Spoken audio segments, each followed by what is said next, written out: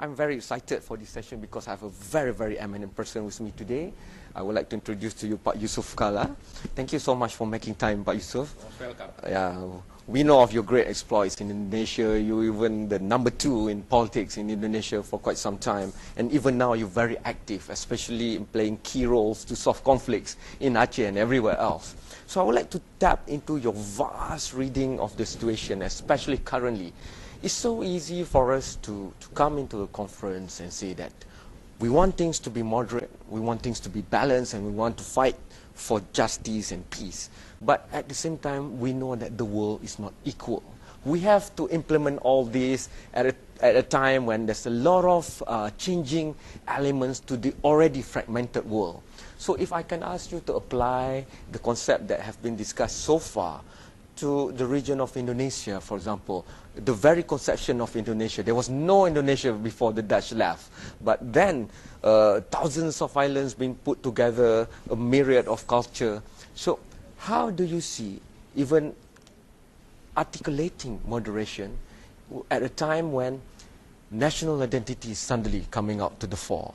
There was BRIC, and now a lot of Indonesian and my counterparts there will say to me, we are also one of the BRIC. So how do you temper moving forward and change in Indonesia? Because now Indonesia just might be the biggest role model in Southeast Asia that we are all looking at. Yes, you understand initially that we are consistent so many all races or Ethnic groups, ethnic groups, religions, ideologies. Indonesia consisting from white and brown to black. Yes. We have so many. What is mean to making the country is moving? Is mean we need stability.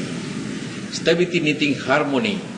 Harmony, of course, will become peace. And only that's formula, and then any country, especially the Indonesia, who so many ethnic and so on, came making good performance both in politics and social and economy. Of course, there are something sometimes happen conflict there because there are different ideology, different thinking about something, but all can be unity if harmony and stability in between can be achieved, and that's why we are doing since our independence with the style. Moderates meaning there are radicals. And nation building sometimes is a very painful process. Malaysia has gone through it, Indonesia, what more, earlier in achieving independence, and the dark episode of Timor-Leste, for example, and that's also the conflict in Aceh. So how have the lessons learned, in your opinion, bring Indonesia to where it is now in terms of understanding moderation? Yeah, my opinion that first thing we should, leaders should have a clear objective in the country and how to guide us our people to achieve this objective. We, the whole can get a same. Let's say if you gain goods, all. If you have something wrong, and it's okay, you will be suffering all. Deal can be. This is the way. Can be making the country harmonized, and there is again that not the country Indonesia everywhere. Here of course something happen, but now moving because the new technology like information, media, like more pervasive, to make it more faster. You make it moderate more faster, or making the conflict more faster. This way, how with these leaders and media and religious leaders, but anything. The point is, if welfare is better, we can reduce it. Okay. My counterparts in Jakarta will always cheekily remind me that they don't have any laws that govern the press anymore. There's only Majlis Press. And that's also representative from the media industry themselves will sit there together with the rep from the government. But I guess the challenge and the test to that is, for example, a conflict like the one involving Papua, for example, how would you give room to the minority voices? How would you articulate that without being antagonistic towards the majority, for example? I guess these are the lessons from Indonesia that Malaysia, for example, can really learn. Yeah, conflict in Papua is different with Aceh. It's not conflict because political conflict, mostly because they say inequality in the national cake, in welfare. But behind that, there are something should be changed the way of productivity, how personal productivity. In Papua, it's different cultures with Java and Aceh, and what we should increase there in making better is the productivity. If you have productivity, whatever Papua is very rich in natural resources, but productivity per person is very low. That's why now we are working to how increasing the trainings and change from more consumer to more productivity, and you can get something. This is the case in Papua, not politics, not because they say very strong. So poverty and, you know, Of course, if you are low productivity, you're poor. a lot of poor people, yeah. So if I link that to how do we, because the problem sometimes is about being out of sight, is out of mind.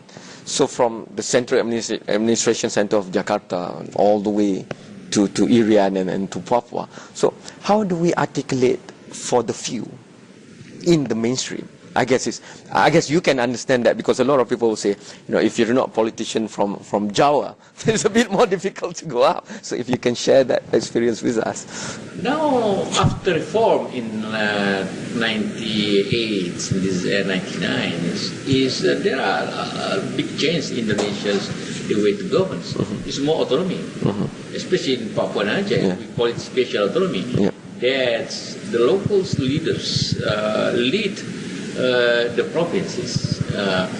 Jakarta only give guidance and budget. Before, all controlling from Jakarta. Now it's a small portion of controlling Jakarta. It's meaning how again to increasing the capacity. It's mean human people capacity.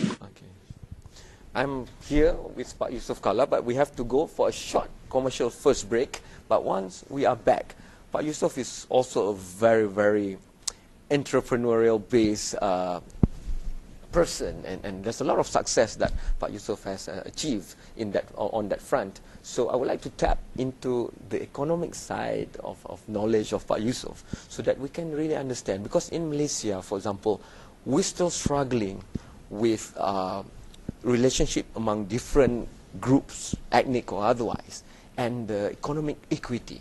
We have the new economic policy, and we are debating that going forward. So how do you look? And we touch upon that a little in Papua, when you say that if you have productivity, then people will feel that there will be justice, because drinks will be shared, and they can and have a taste of that. But to strum up a policy from an administrative center, for example, it's not easy to accommodate everybody. And when you execute the plan, there's always controversies, because there's a lot of emotions attached. So when you tie economic partnership and also sensitivities politically, how do you weave that across? Because that might be unique for Southeast Asia, that politicians from the western parts of the world might not just understand. So we'll talk about that after the short break. Thank you for watching Vantage Point. I'm still here on the sideline of the International Conference on Global Movement of Moderates. Still here with the great Pak Yusof Kala. And I would like to layer on top of the challenges to the moderate movement the issue of economic and the equity of wealth. In Malaysia, that's a big deal. In Indonesia also, that's a big deal. Globally, especially after the subprime crisis, that's also the biggest of deals around, because how can only a few traders impact on even the smallest of farmer somewhere in a third world country, for example. So, Pak Yusuf, if I can tap into your great mind, how do you look at the equity of wealth distribution and the economic system that we have right now, either globally and also domestically, because it's so intertwined right now? I think we understand that after America crisis, now European crisis, all thinking that market cannot do equality. Okay. Usually say market can do equality and do thing and make it stabilize. I think this theory now is fail. Okay. It's meaning democracy meaning how to harmonize a role of government and corporations, corporate to make equality. Yes. This means equality should be designed by government or with market, of course, but how to combine the role. If you are back to these regions, Indonesia, Malaysia, that we have some problem too. That inequality between ethnics. Yes. I think we know you have we have problems. Malaysia have Pribumi Putra policy before, and Indonesia too. That because if there are equality, and will be set up stability and harmony, all. But again, all depend on how to increase in the culture of productivity. This is our problems. I think Malaysia's problems. With the same rukun, the road of culture should change. I think we can change it. The basic idea of our new economic policy is that it's not that we're going to take the minorities' equity and distribute that to the majority.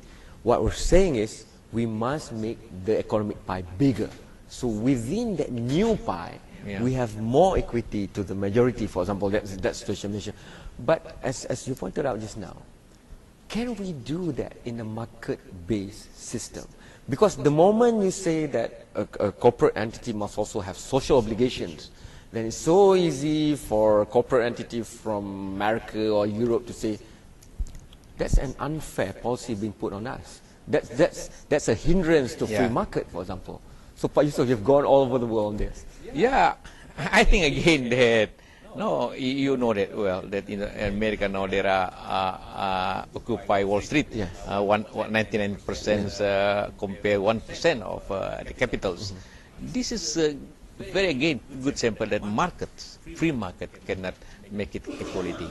That's why the role of government, the national policy should be more strong to making this equality. Because, and there's another theory, how far we can grow in many countries. I think it need every year growth. Which better, grow and or equality? Equality. I think, of course, if you say both, but which one priority? Priority.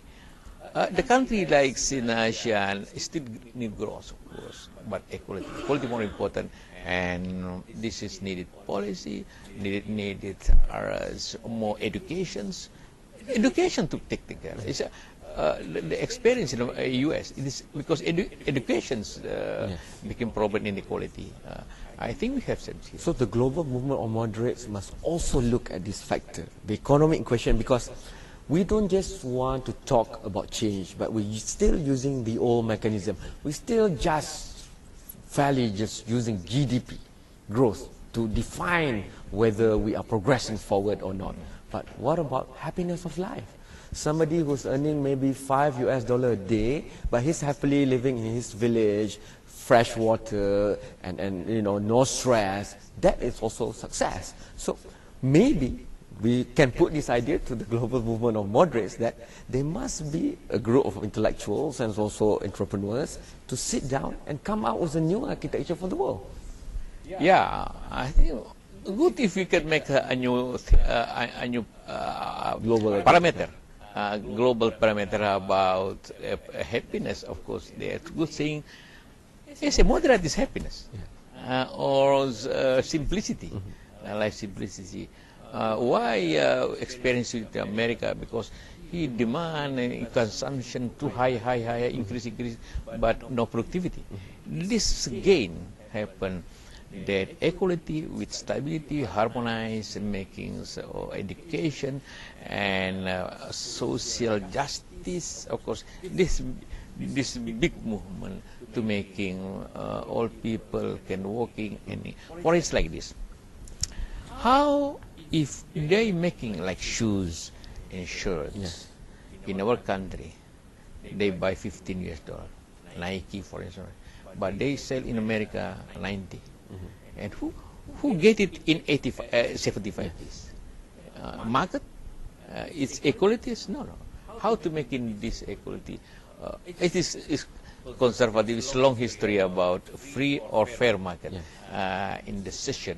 But important thing for our regions in Indonesia that whatever we're talking, if you then make a good policy and productivity of the people in the country and between ethnic, I think moderation, we can make it more bigger. If moderation can make it, there are rights and left, there are radicalisms, there are extremism in between. Because in our experience, in Indonesian history, we have 15 rebellions in 60 years.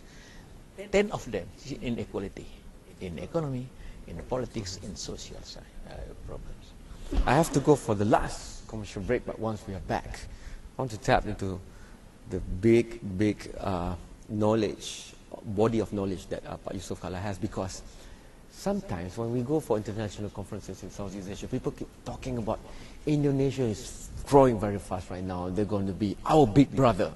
But the definition of big brother is also worrying to some. So how do we move Southeast Asia forward with Indonesia as a very important player, but assuring the rest, Singapore, Malaysia and the rest, that no, we're moving in this together. It's a very equal partnership in that sense, and maybe it's easier said than done. But let Pak Yusof tell us that after this short break. You are still watching Vantage Point. I'm still here with Pak Yusof Kala, and Indonesia is rising and rising very fast. One of the components of BRIIC, G20, all the big clubs that I think Malaysia would love to be in that position also. But however, if I reverse that backwards to a lot of other people around the region, they also worry that Indonesia is going to play that big brother role. It's the same role when we look at South China Sea and where would China be heading on the positions in South China Sea. We already see how that's panning out. So we hope that moderation in international relations, in regional cooperation will be there. So looking from inside and outside, Pak Yusof Kala, how should we look at Indonesia now, rising and rising? Would Indonesia, when you achieve a better footing in economic and politics, then look at the smaller neighbors and say, this is what I want now for the region, and what power would we have to ask for moderation then? If you're looking Indonesian history, about how Indonesia's brothers, when Sukarno era, Sukarno is so powerfully to make a high intention of politics, and that's why at that time we have one of the biggest army in the regions, and when Suharto, we are starting looking inward. But now on, we are making mix that Indonesian roles in Asia and the region, of course, should be making as higher, but we should preparing to improving internally economy, social practices in the country. We hope that, but any country who will be make a big roles in the world, in the regions, in the area, should be have good internally, especially economy powering in the. But if you have no, like China, when China is still poor, what is China? China is okay, but we have no influences at all.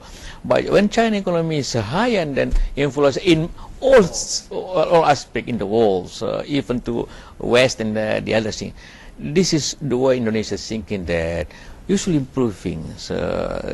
Our economy is okay. Two crises we not suffer us, except one in '98. But now we're learning much about the situation. Now we're improving. I think a lot of people who are calling themselves moderates would agree with you on that, because you know, we had confrontasi before in the 60s, but we hardly have that now. But lately, some small niggling issues keep cropping up. And like Prime Minister Najib said in his keynote address, the extremists are only a few, but you know, they will be largely heard because of what they will do. So how would the majority of domestic politics in Jakarta, for example, you know, more than a decade after Reformasi, accommodate all this? Because if we look at the model for even developed nation in Europe, we have the far-right political movement, like in Holland. Gert Wilder, for example, the fitna video, keep claiming that Islam is like this and like that. How would now the more mature democracy of Indonesia and the politics surrounding the capital political center in Jakarta not use the neighbors as a punching bag to get local support? Because Belasah or Ganyang Malaysia being touted by Bendera or some other group, we understand that they are a few, but still, how do we manage that going forward? Because that might just throw a spanner into this closer cooperation that we're going to have. Three things changed after Reformasi Indonesia. First, democracy. When Suharto era, we are illiberal democracy. You see. Now very open liberal democracy is Indonesia. The second thing that changed is the system of government from centralization to decentralization, very autonomous. The third thing is media. Media so very open, very liberal, and then of course in that situations, before you can controlling everything, speaking idea, there are corridor, but no corridor at all. It's meaning small. I think you know well, very small radicalisms, very small extremisms. But if we radical in politics, no problems. Sometimes radicals in forces, with weapons, with bombing, is because learning from outside. Yeah, they learn from outside and happen, and with free press, and this is openness. No more censor at all. I think we're talking open. One of the more open in region is Indonesia. It's meaning sometimes very small accidents. You see, it's a big accidents in Indonesia. Relationship with Malaysia, it's no more. Compare, let's say, the Ganyang Malaysia. Let's see, I told you, it's Sukarno era, when there is more high tensions, politics, they make it says, okay. But now, sometimes the more accidents from Malaysia, only because mates, domestic workers problems, or even only song problems, the very small reason. Issues, very small issues sometimes, except one issue in Ambalat, for instance. But in the session I come here, we are solved with cultural way. We come to Johor to see Buginis there with Aceh, with Pak Najib, and we solve. Okay, we are one bangsa. That's why what you see in no more large conflict. We don't know, even country, but it's open press, open media, conflict, small to big. Terima kasih banyak. Thank you so much, because to hear that from you, the person called upon to solve so many big problems in Indonesia and overseas, that's very reassuring, and that strengthens the point that for extremism to be pushed aside, for the moderates to come forward, everybody must play their role, and you must make a stand against extremism. Thank you so much, Pak Yusof Kala. Thanks to you for watching Vantage Point, and thanks to the organizing committee of the International Conference on Global Movement of Moderates. And we'll see you in another episode of Vantage Point very, very soon. Goodbye. Thank you so much. Terima kasih.